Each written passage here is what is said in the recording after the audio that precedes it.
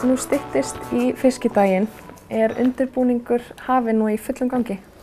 Já, undirbúningur hefst bara rauninni daginn eftir. Já, það er bara þannig og svo mismikið yfir árið en þetta stöðugt. Þetta stórt og mikið ævintýri og það er allt á fullu og gengur bara svakalega vel.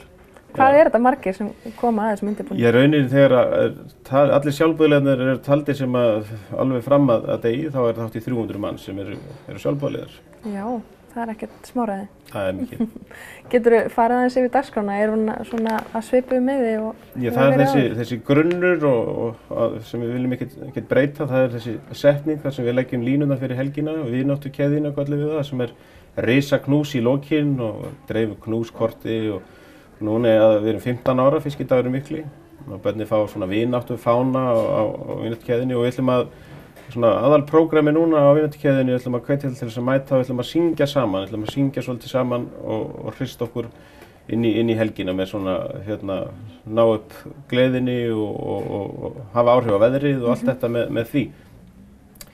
Og síðan súpukvöldið, það sem að íbúar bjóða heim í hús eða inn í garða og fiskisúpu frá korter yfir 8. Það tekur við kvöldið og það ætti allir að prófa að upplifa það. Það þessi einstaklega stemmingar öll göturnar, spjalla við fólk og það ekki bara súpa, það þetta andrúmsloft að menn að hittast og smakka alltaf mismunandi margar súpur, það allir með sína uppskrift. Hér að opna ný listasýning, frumsýning á nýju verki á fiskideginum. Það skemmtilegt frá því að segja að það svissneskur listamaður, þetta Martin, dvalið hér á Dalvík í hálft ár held ég og hann búinn að vera að teikna hval sem 7 metrar verkið en hann búinn að teikna það í 63 einingum. Já.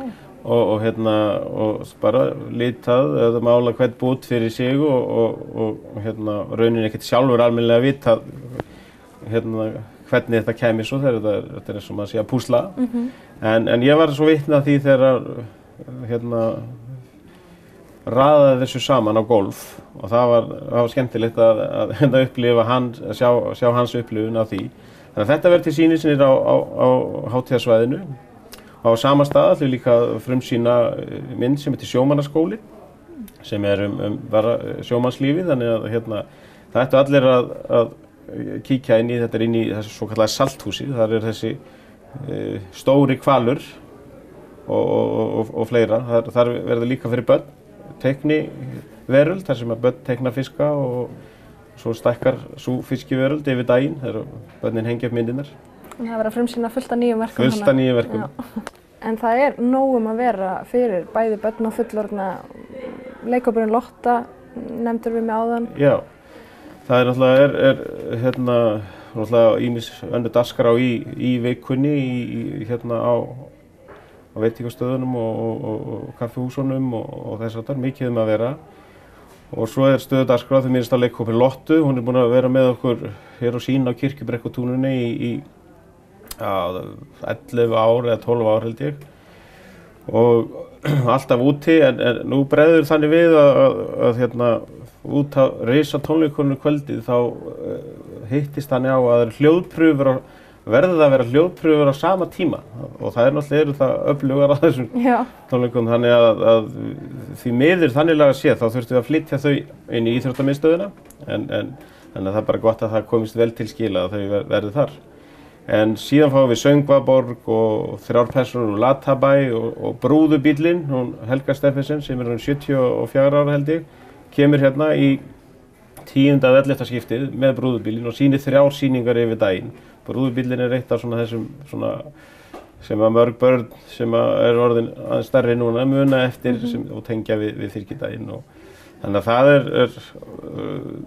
fyrir fjölskylduna mikið að vera fyrir utan svo matinn og matseðilinn á laugardeginum.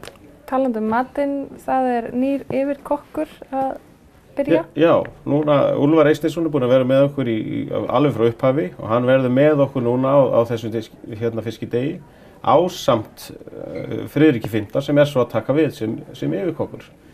og þannig að þeir vinna þetta pínu saman eða fyrir tekur við núna og það eiginlega bara að segja að matseðillin þó að séu gömlu góðu hlutirnir á sínu stað þá breytum við pínlítið sósu og svoleiðis en bætum við og matseðillin dálítið mikið nýr og meðal annars má svona það nýjasta þar sem við reynum alltaf að hafa eitthvað svona nýtt og það fish and chips. Og það svolítið snúið að fara að gefa svona mörgum svoleiðis. En Friðrik 50 og hans fjölskylda og hans gengi ætla stýra þessu. Síðan alltaf á sínu stað okkar 20 metra langa grill sem að mörgum finnst gaman að horfa á, þar sem fiskborgararnir snúast á miðri leið og 20 gasbrennarar, nei það 8 metra langt á 20 gasbrennarar og stóra pottar, súpupotturinn, 1200 lítrar af austurlenskri súpu sem að Bjarni af Völlum og Nýings fólki sér og Grímur kokkur kemur frá Vestmannaeyjum með svona indverskt grænmetisbuff og plokkfisk í Sparifjöllunum.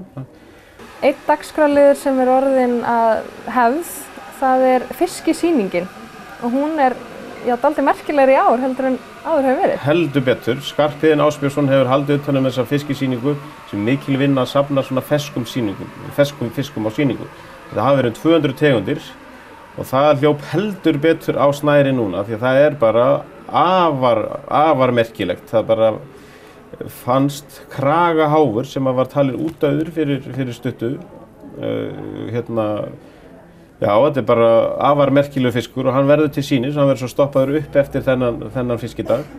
En þannig að bara missið ekki af því að koma og sjá þennan fisk með berum augum. Þetta alveg magnað.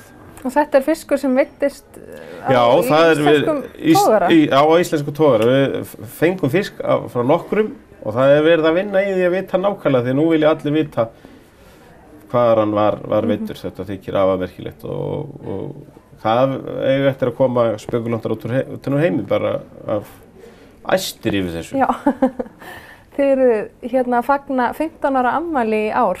Verður haldið upp á það eitthvað sérstaklega? Já, það svona, með ýmsum hætti erum við að gera það í dagskráni yfir bara allan tíman og svo náttúrulega á tónleikunum kvöldi sem kvöldskemmtun, kvöldtónleikar í boði Samherja.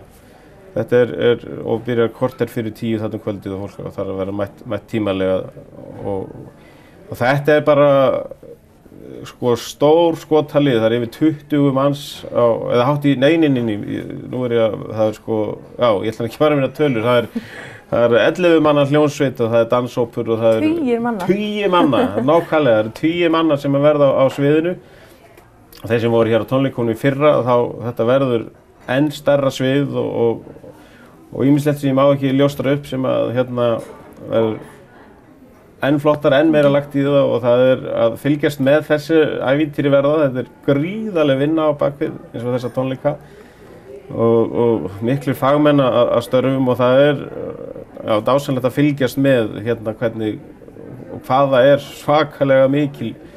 Þú veist, þegar þú kemur á svona tónleika þá maður skellt upp sviði og maður komur bara og þetta margra mánaða prósess að raða öllu upp og til þess að allt gangi upp, þannig að svona fríi tónleikar bjóðast bara ekkert víða í heiminum, þannig að bara, ég menn hafa áhuga, þá ættir ekki að missa af. Nei, þegar þú horfir tilbaka 15 ár, áttirðu von að þetta yrði svona brjálæðislega stórt eins og þetta orðið núna?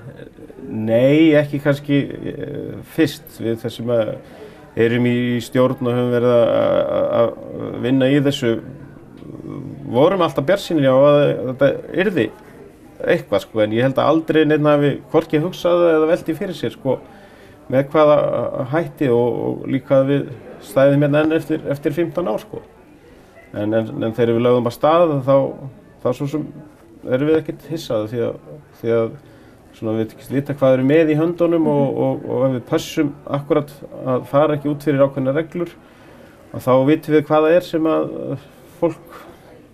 hvernig fólk vill hafa hlutina og hvað það sem að það virkar. En það mjög veglegur fiskidagur í uppsiglingu þetta árið. Algjörlega.